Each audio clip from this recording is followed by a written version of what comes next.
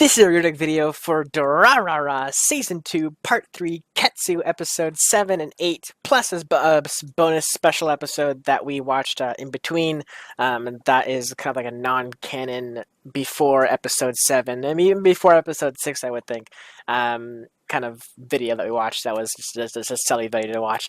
Anyways, click in the link description below to go watch it for yourself, and then come back here to see my full thoughts, ideas, and theories about these episodes and what's to come, because there's a lot happening right now, and I do want to talk about all the finale stuff, because next week is going to be the finale for KETSU and everything, so I'm super pumped to see what happens next. So click on me now, or be spoilers for what happened in these episodes. Okay, so joining me as always is Try, and he wants to show this lovely picture of what was his, like, well, it was Shizuo, but like, remember his last name? I don't know, it doesn't even matter really. Yeah, his first name was Shizuo, but his last name was something. Super skinny compared to his body. It is a little bit, actually. Might be perspective or something, I guess.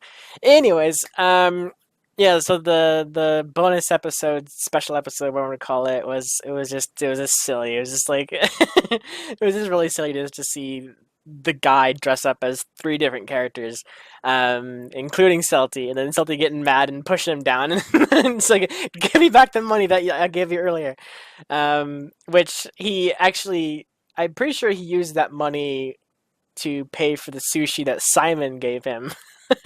Which Simon knew immediately that he was like, because Simon's in the dollars, so I'm guessing he looks at the boards maybe.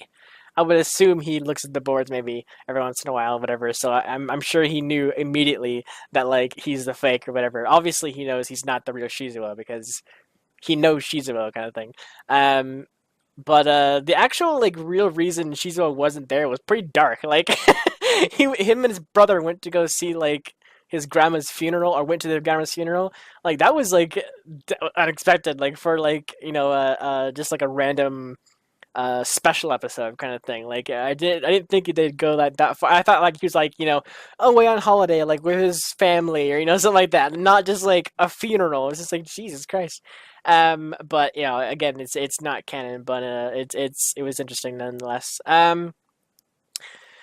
Overall, the episode was just silly and everything. It was funny to see everybody react to him differently, because by the time he got to Celty and talked to her, like everybody knew that he was a fake, or you know, whatever. But like, it was funny how everyone kept giving him stuff through pity, right? Because he knew he was, or they knew he was going to die, or you know, something like that, because Shizuo was going to do something about it when he got back, or you know, whatever. So that was really interesting. I loved even when Isaiah basically used him to make the real Shizuo go after like this fake group of the Yakuza. So that was pretty funny. All around, this is a silly episode, really. But yeah. So going to the actual episodes 7 and 8, so much is happening. Celty has her head back. She doesn't remember anything. Just like the lady said. She is reverted back to her Doulahan armor. So as Shooter. Shooter's also reverted back to the horse. So I'm wondering if Shooter knows, you know, if he has his own kind of memories or whatever, because Shooter doesn't have a head as well, kind of thing, and he seemed like he was his own consciousness, like beyond Celty, kind of thing, because he was like in a way answering Shizuo on the bike and everything. So I'm interested to see if Shooter, like in a way, conveys like information to Celty, because kind of like tell her everything about her, or is Shooter kind of reverted back to the Doulahan horse, because he, in a way, he shares memories with Celty, or you know, something like that, or vice versa. Like I'm very interested about that, because I'm also wondering, like, is Shooter like an entity of Celty? Like, does Celty create Shooter, or is Shooter just like almost like a Doulahan horse. Like it's like there's two entities. Or like that's the question in my mind. Is there just one entity where it's like Celti doing her armor and everything, her like shadow armor, plus just creating Shooter, because Shooter's like can morph into different like things and everything. So effectively, he's like shadows as well. So I'm just wondering about that. But like at the same time, when something went crazy, Shooter was fine, and grabbed Shizuo to go get her and everything. So overall, I'm super super excited to see what's gonna happen with Celti. It sucks that her memories are gone, but I feel like there might be a way or some kind of scenario where her memories come back, maybe bits by bits, kind of thing. Like I'm really interested, because it would suck if the Celti that we knew is gone forever, kind of thing. Like I full on believe she's there somewhere. We just have to kind of like dig deep to get to her, kind of thing. Like I think Shinra, her Celti seeing Shinra might like jog some memories, or something like that, or like jaunt her awake, um, or get the head away from her, something like that. Like I definitely think something like that would come into play at the finale to get her to get out of that Doulahan state, or whatever. I wonder what her mission is right now. I know vaguely stuff here and there about Doulahans, but like I don't remember what their ultimate goal was, other than traveling the world looking for, what is it, like souls or something like that, like battleground. They're basically like they're Valkyrie basically, but like they're fallen Valkyrie. Um, so yeah, I'm interested 100% on Celtier right now. Then we have Shizuo and Izaya battle to the death. It seems like, because they both said goodbye to each other on the phone, which I thought, like, at first, like I thought Shizuo was leaving, or something like that, but like yeah, they are fighting each other, and it seems like it's like this is it. This is the battle between the two, to see who comes out on top, kind of thing. So their battle's going on. Then we have Verona fighting. What was her name? It was um, Cage. Down there, the boxer, redhead. So Verona and her are fighting down below with the girls, with the other Sekka chick, whatever. She's there too as well. She's not doing anything. She's just sitting there. Um, I'm wondering if she has her swords right now, because didn't the whole plan was to give her Psycho Blade and Celti over to the guy at the same time, and like so I'm interested to see if she has the blade still in her, or did she sacrifice the blade to keep Celti there up top, and then when something broke out, like I'm interested about that. Like but where's the blade? Like the second blade that she owns. Like does she still have it? She's kind of sacrificed a bit of it to kind of keep it up there, or she whatever maintain it. And then she can just continue suddenly or doing the tentacle tape, whatever you want to call it, the metal tape that Saika can do, or she can do for with Saika. I'm interested about that. But I mean, there's a lot that I'm interested about. Yeah. Anyways, Shinra's dad showed up. That was interesting. Him and Igor, and they the dad attempted to grab the head and toss it up the Celtic, but it was way too far up, and he just like, ended up just chucking the head, and just like it landed back down right where, like, almost like not even like 5 feet away from him. So that was pretty funny to see that. And then Igor coming up and making like a sling with his shirt and just like tossing the head up, pretty thing. I mean, what else? We have the a big encounter with Mikado and Masaomi and Rochi. The whole Rochi thing was actually pretty interesting. I liked how he apologized first, and then like because he mentally was like, all right, I gotta get him. Like he had all this plan down of like I gotta get him to scream or do something so that way Mikado can like hear him like yelling and stuff like that. Obviously, if he faked it, it would seem fake, and I'm sure Mikado would probably hear the fakeness or whatever of like the scream or something like that. So Roach ahead of time was like, all right, don't tell him, just kick him in the knee, and then like that's it.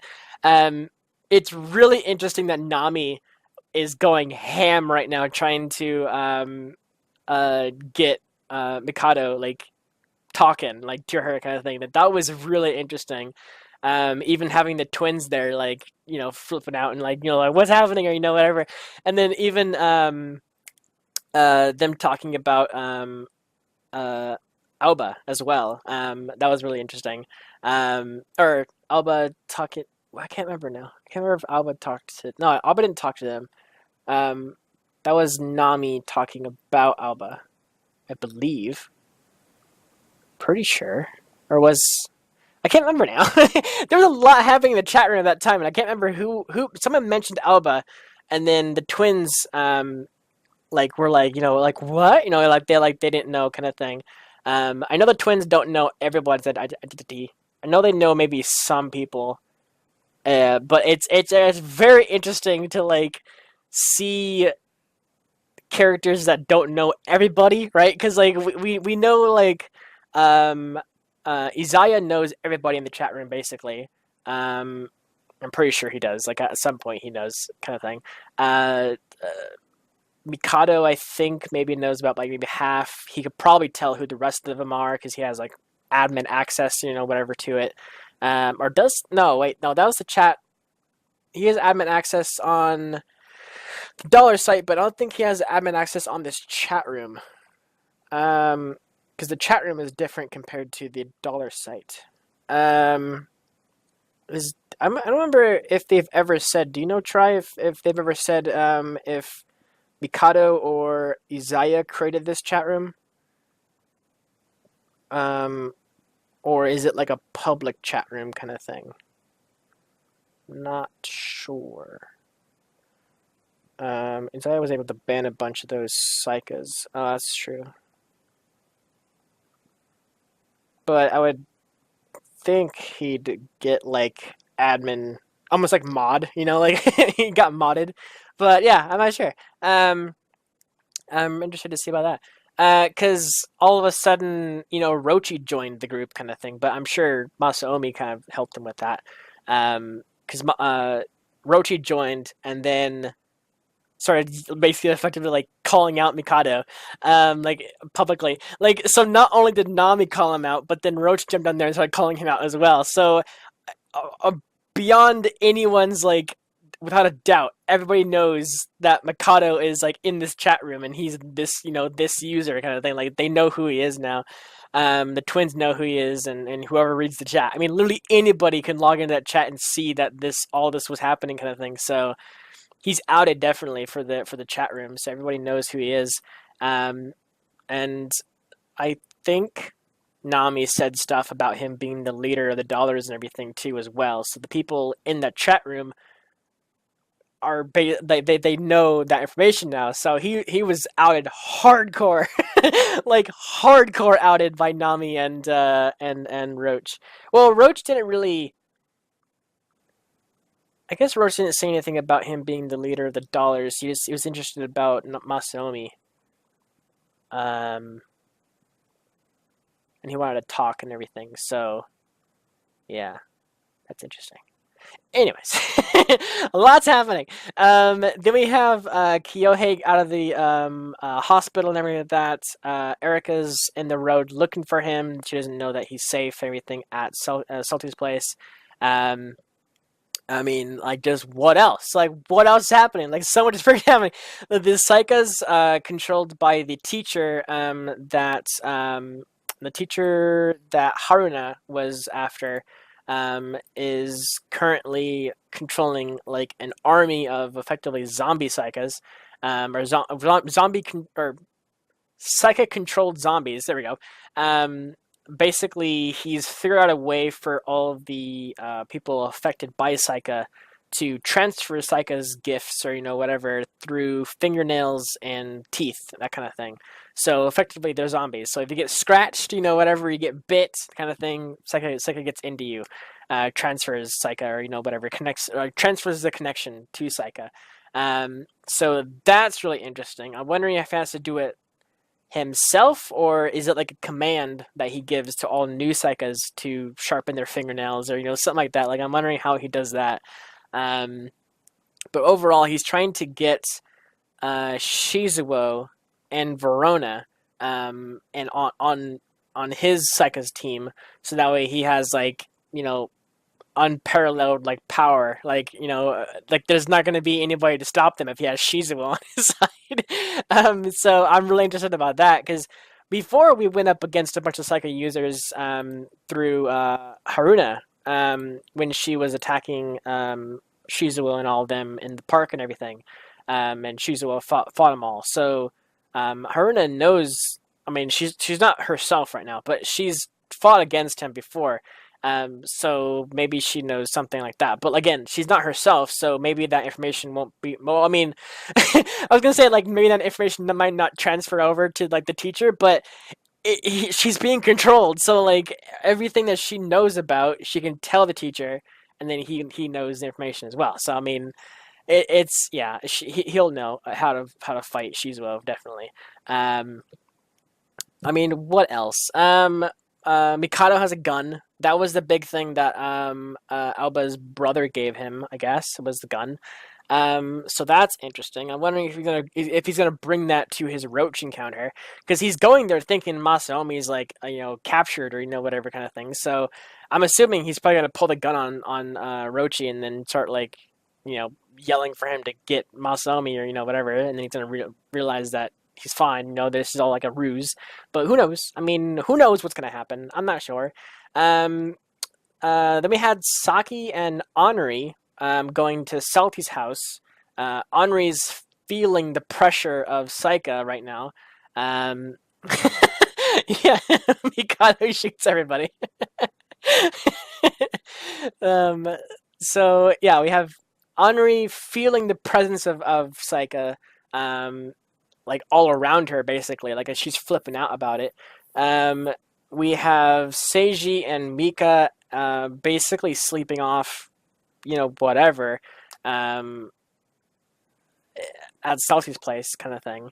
I mean, who else? I'm like going down the list of like all the characters because like every character is on the board right now, basically.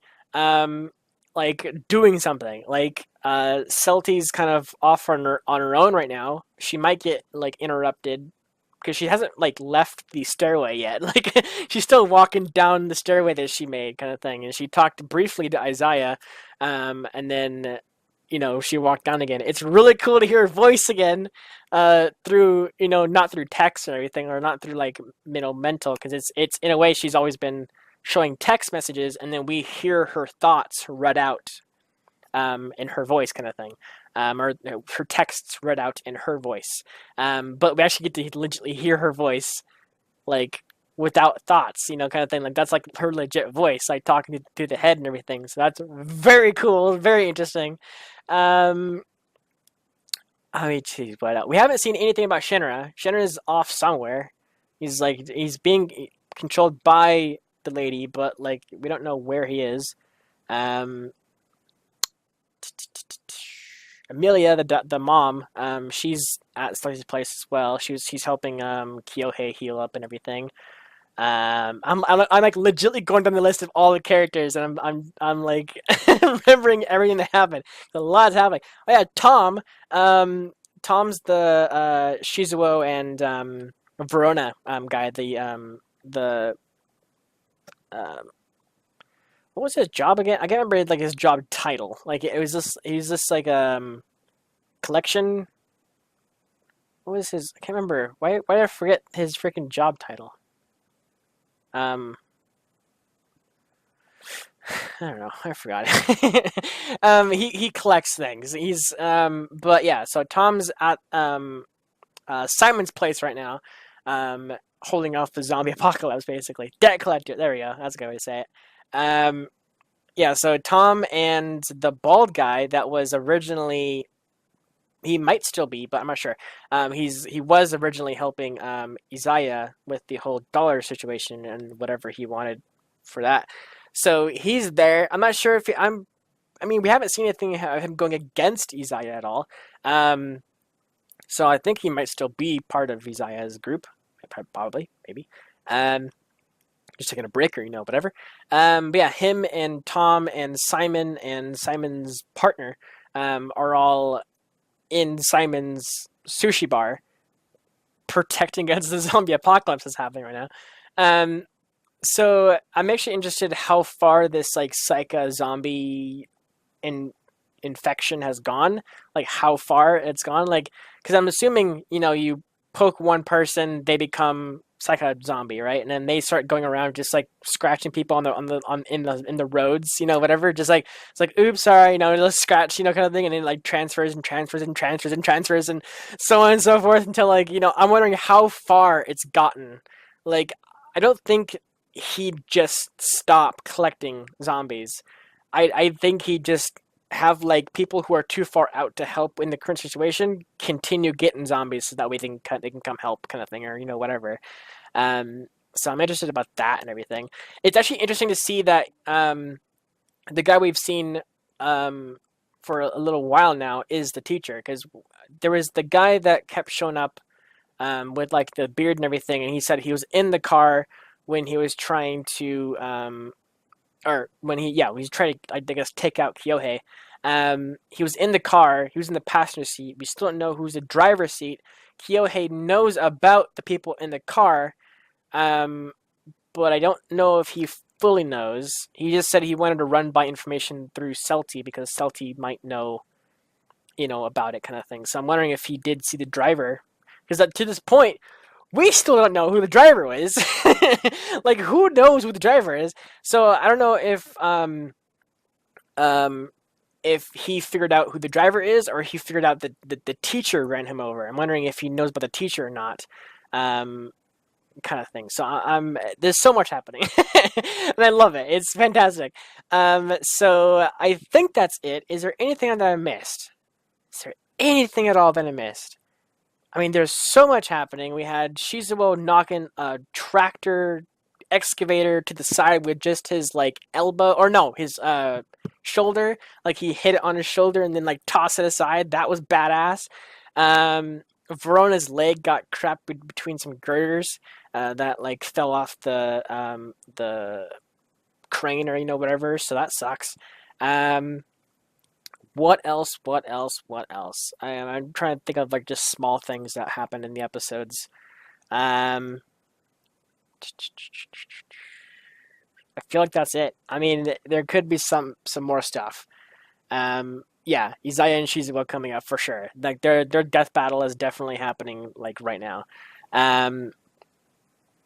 So yeah, they said their goodbyes and everything. Yeah, I mentioned that on the phone and everything. So yeah, next group episode is gonna be an epic freaking finale, because not only is it the finale of KETSU, but I believe it's the finale of season 2, right? Like it's the finale of like the entire season, or X2, Durarara X2, or whatever, like season 2, I believe, unless they haven't come out with part 4 yet.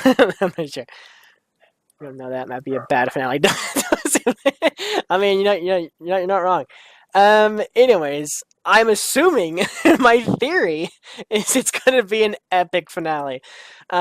So yeah, if there's anything that I missed, I think I covered it all. But if there's anything that I did miss, let me down below.